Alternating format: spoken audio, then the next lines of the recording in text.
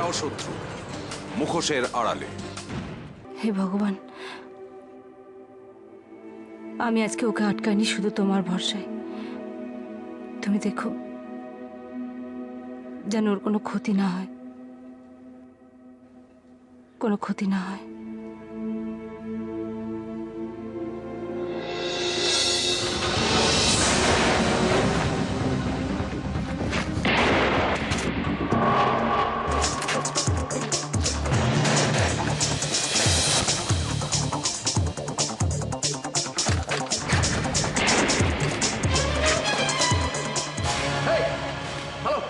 আমি সার্ভে করছি।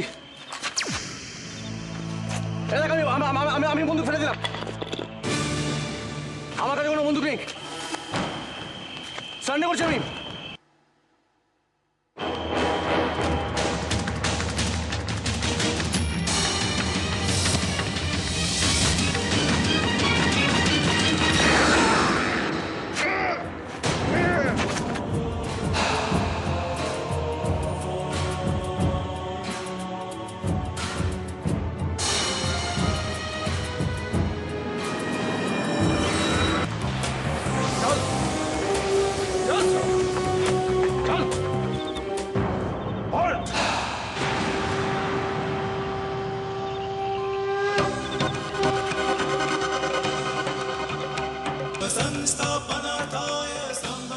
অমিত মুখার্জি, আমি আমার বর্ডার পার হয়ে গেছি। তুমি আমার কিচ্ছু করতে পারবে না। তুমি যদি আমায় কিছু করো না, তাহলে তোমার দেশের আইন কিন্তু তোমাকে ছাড়বে না। ঠিক বলেছো তুমি। আমি তোমার কিছুই করতে পারবো না। এদেশের মাটিতে থাকলে তোমায় ধরে ফাঁসি দিতাম। এখন তুমি ওদেশের মাটিতে। ওদেশের লোকেরা তোমায় ধরে তোমায় ফাঁসি দেবে না। হয়তো তোমার কুকর্মের জন্য ওদেশের লোকেরা তোমায় ফুলের মালা দেবে। আমি একটাই জিনিস দিতে পারি তোমায়, একটা উপহার, একটা বুলেট।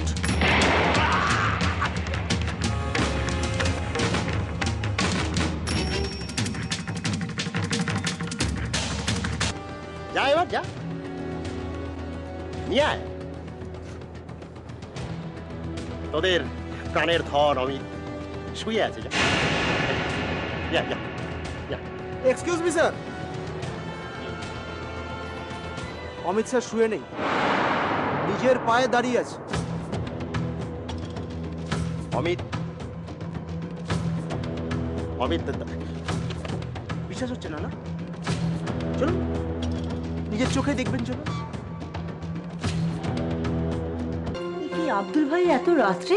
হ্যাঁ দিদি, তোমার সঙ্গে একটা জরুরি কথা বলতে এলাম, কিন্তু তার আগে আমাদের একটা কথা দিতে হবে।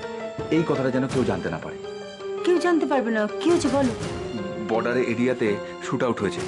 সেখানে অরিজিৎ ভাই আর অমিত স্যার দুজনেই প্রেজেন্ট ছিল। অনেকগুলো উগ্রপন্থী মারা গেছে। আর আর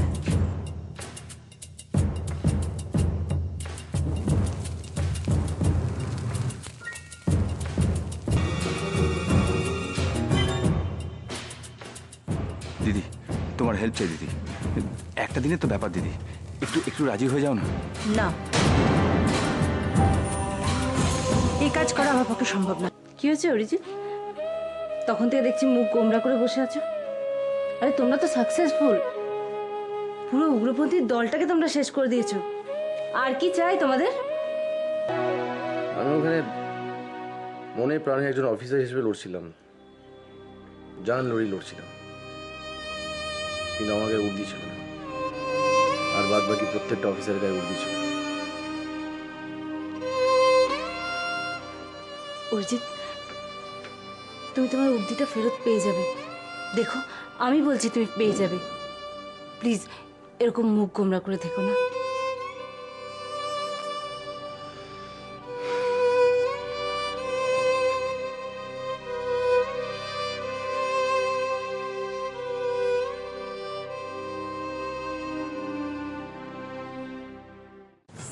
এরাও শত্রু, মুখোশের আড়ালে।